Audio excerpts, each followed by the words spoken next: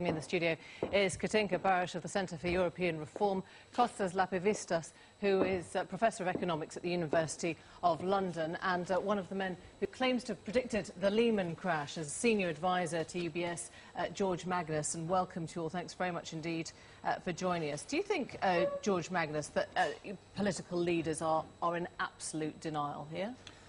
Yes. Actually, I don't really want to believe that they aren't having privately the same sort of discussions that many of us have anyway about what should be done. But they're obviously doing a very good job at pretending that they're not addressing the key issue, which is the vicious circle that exists between the deteriorating credit of governments and the deteriorating credit of banks.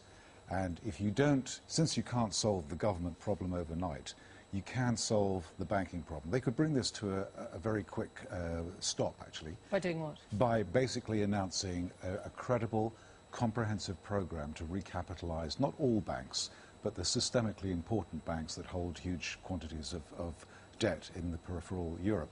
Katinka Barysch, I mean, a lot of people are looking to Angela Merkel now and saying, where is the leadership that you need to be showing on this one? And she has never been a strong and quick leader, and hence the expectations were perhaps a little bit high. The political problem in Germany is that the Germans are willing to stomp up a large amount of money, but they want to keep total control of it, and they want to put a cap on it. What they don't want is any unlimited commitment to bailing out their neighbours. And that's exactly what the markets are baying for by focusing on the That's the position we've got into, isn't it? I mean, if what Paul was saying is right. The second problem is with what George has been saying about recapitalizing the banks. Now, it's unpopular in Germany to bail out Southern Europeans who got themselves into a mess because they spend too much. It's even less popular in Germany to bail out the bankers one more time.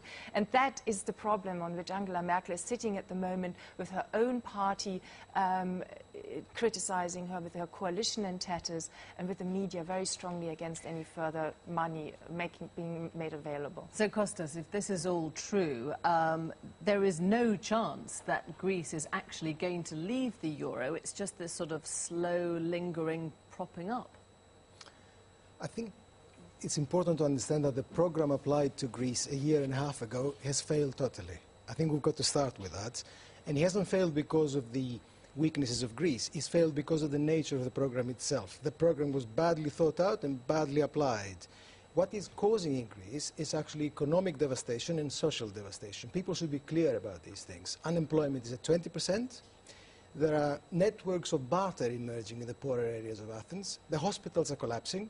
There are people returning to the countryside because they can't make ends meet. The country is regressing very, very rapidly. So the program is untenable and it will not survive. And the solution is what then? The solution, I believe, is pretty clear, and your packages have shown it in many ways. Greece will have to default. Greece cannot carry the incredible burden of debt imposed on it at this stage. It will have to default.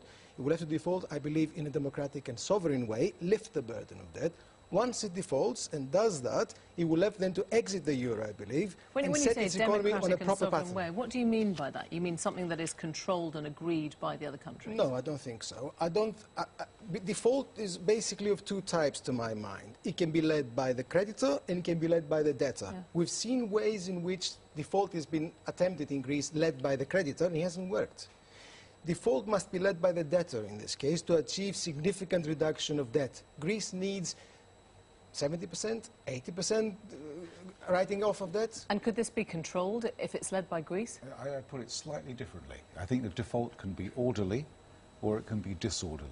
If it is disorderly, we're going to face a collapse of the financial system, Great Depression, terrible political outcomes. You don't even want to think about them. If it's an orderly default, which I hope is what Angela Merkel and other European leaders are kind of building towards, then it'll be done, you know, obviously in a very messy way, but the system can survive and we can kind of move on after that. But of course, if Greece defaults, when Greece defaults, the first thing... Do you think it is defaulting already? I don't think there's any question. What you have to do is you have to prop up the Greek banking system, because otherwise it really will collapse, as I think Paul's package made clear earlier. But of course, then you have to also do the same thing for the rest of Europe, because there will be contagion. So the thing that Angela Merkel hasn't really led in terms of German voters, in my view, is that the choices are starker than she's made clear. It's not a question between bailing out foreigners and bailing out German banks.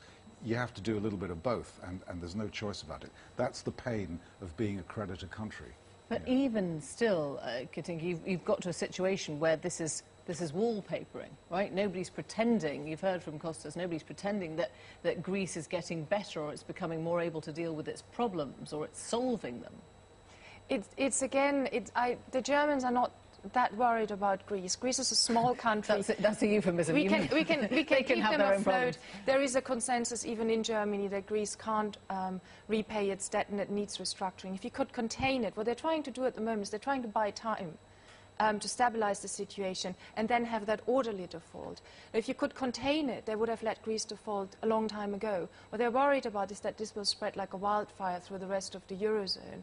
So again, what they're worried about now is that once it comes to the point where they also have to bail out perhaps a large economy like Italy, and they haven't proven that they can tell even tiny Greece to do their homework, to clean up their economy, to implement their reforms, they will make very large sums of money indeed available to Italy, and they still can't tell the Italian government to reform. And then you have that open-ended commitment where, you know, the so-called fiscal union, where money just flows, and I think they're just scared of that. So the point that Ed Balls raised, instead of everyone talking about Greece leaving the euro, is Germany leaving the euro and saying we're better off without the pigs.